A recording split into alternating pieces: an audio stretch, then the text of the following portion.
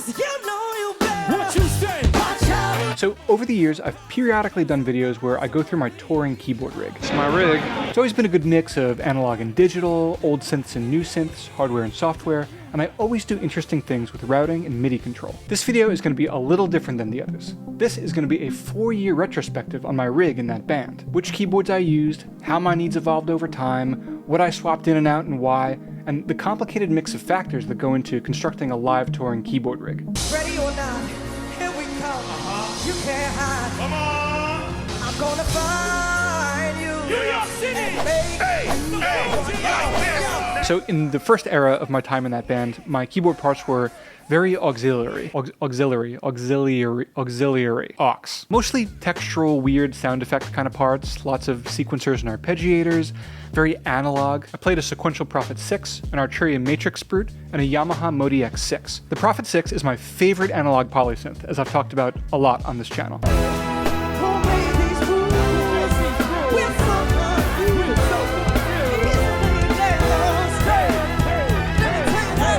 And the Matrixbrute, that guy, which I still have, is my favorite analog monosynth to this day. And in that band, it was great specifically for arpeggiator and sequencer stuff. Of all the synths I've ever seen, I think the Matrixbrute has the most playable arpeggiator, because every rhythmic subdivision and arp style has a dedicated button on the front panel. So there's no menu diving, and you can really play it like this. So the real nucleus of the rig was the 2 analog boards, and the ModX was mostly just there as a failsafe. If something went wrong with either of my 2 main boards, I could do a passable version of the show on just the ModX. And there were times when I did need that safety net, because sometimes backline companies don't give you exactly what's on your tech rider, they just kind of find the closest thing, which can be fine if like you need a Prophet 6 and they give you a Prophet Rev 2, but it's very not fine if you want a Matrixbrute and you show up and there's a micro cork. Yes, that actually happened once. Someone's getting fired. So ideally you'd like to build your rig based on what keyboards you like to actually play, but I came to learn that the smart idea for touring is to build my rig, at least the core parts of it, based on what's more or less universally available from Backline Companies. I loved the Matrixbrute, but after enough weird mishaps with Backline Companies, I had to swap it out. ModX and Prophet stayed though, and shout out to those keyboards, they served their roles incredibly well and reliably. The ModX was the workhorse. Does it have the best sounds ever? No, but it has a lot of sounds and they're all good enough. And it's got, in my opinion, the best UI for preset management. It also functions as the MIDI brain of the whole rig to control all the presets. So I had everything hooked up so that I could hit one button and all the keyboards in my rig would snap to the right presets. So for example, we're about to play Kill Me Softly, I hit the button that's just called Killing Me Softly and everything goes to my sounds for that song. And that kind of thing is just a godsend if you have a multi-keyboard rig and you play a lot of sounds. If you're interested in doing this yourself, I did an in-depth tutorial, which you can check out here. In later years, I started using Mainstage and my iPad to achieve something similar, but I'll get to that later.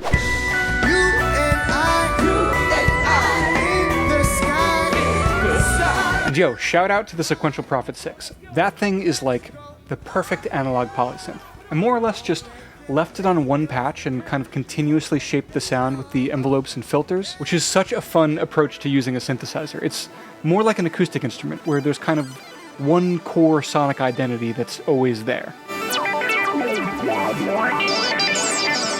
So the Prophet 6 and the ModX were the core of the rig, and other things would come in and out kind of around those two. At a certain point, I added a Roli Seaboard. Initially, I think that was just so that I could play more realistic sounding string patches. But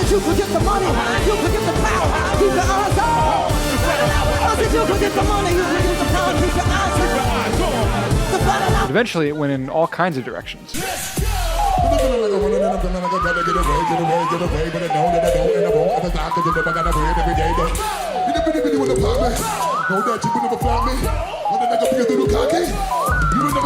Around this time, I also added a Sequential Prophet X. And so this was my rig for a whole leg of touring. Yamaha ModX, Sequential Prophet 6, Sequential Prophet X, Roli Seaboard. I messed around with other configurations here and there as well. I incorporated the Arturia Astrolab for a while when it first came out. I think I was trying to get away from the ModX and move towards something with better sounds, but I never really quite got there because the Astrolab just isn't a true workstation in that same way. I started messing with this guy too, the Eventide H9. This was actually to control the vocal effects on Miss Hill's voice. This worked well in the sense that it had a broad range of presets and I could control it with my iPad and save different effects to different songs, and it kind of all fit within my MIDI preset management system. But it was short-lived because anything except for subtle delays are hard to add to vocals on a really big, loud stage, and we were trying to add like distortions and crazy effects and stuff like that, but there was all this bleed from the rest of the band into the vocal mic.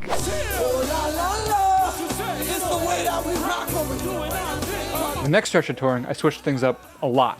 Not because I was dissatisfied, but just to get myself into some new patterns. Shelved the Prophet X, which honestly I was never really feeling anyway, and replaced it with an Arturia Polybrute 12. I added a Mellotron M4000D, and I upgraded from the Yamaha ModX to the Montage.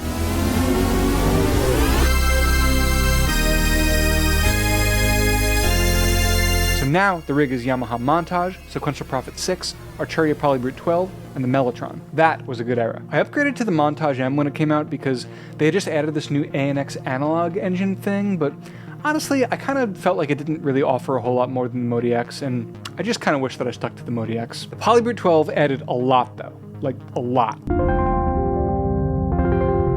This synth is one of the greatest of all time. I especially love it for its modulation sources. The Morphe, the ribbon controller, the full touch MPE keybed.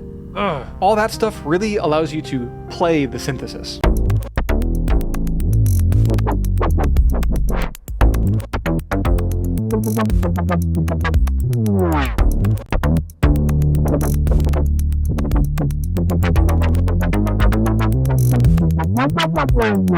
Also with the Mod Matrix, you can really route anything to anything and get a lot deeper with the sound design than on your usual analog synth.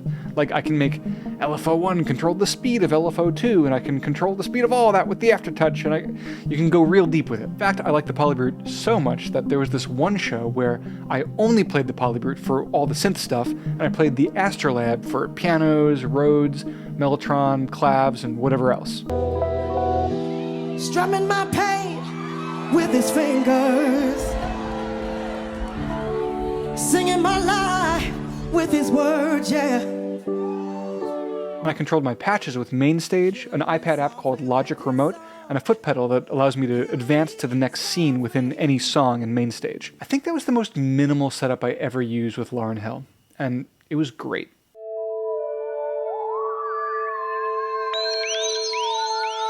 It's funny how we're always seeking more freedom, and sometimes that means more keyboards and more pedals and more software and more sound so that we can make any sound we can possibly think of. And other times, more freedom means get all this gear out of my way so I can stop worrying about gear and just play. And it's not really that either of those approaches is right or wrong, it's that the nature of creativity itself is that it's kind of a moving target. There is no finally arriving at the perfect rig or perfect collection of gear that will suit all of your needs until the end of time. And if you even found that, you'd just get bored. So I've always embraced swapping things in and out and trying new things. And I find that process of exploration, chasing the perfect rig and chasing the perfect configuration of how to hook everything up, that process in itself makes me grow musically and expand what I'm doing artistically.